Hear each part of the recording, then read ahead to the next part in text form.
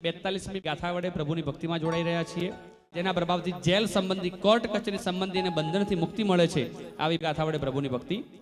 આપાદ કંઠ મુર શૃંખલ વેષ્ઠિતાંગા ગાઢમ બૃહન નિગડ કોટિ નિઘૃષ્ટ જંઘા ત્વન્નામ મંત્ર મનિષમ મનુજા સ્મરંત સદ્ય સ્વયં વિગત બંધ ભયા ભવંતી.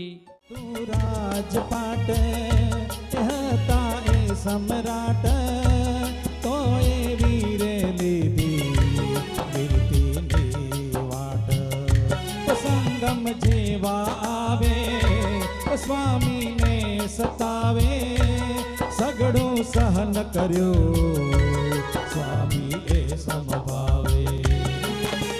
સુખ સામગ્રીને સુવિધાઓ સળગાવીને સગડો સાચો શોખ મેળવવા માંડ્યું. સંયમ પંથે ડગલું, સંયમ ક્યારે મળશે, ક્યારે ક્યારે મળશે, મુજને ક્યારે મળશે, સંયમ ક્યારે મળશે, સંયમ ક્યારે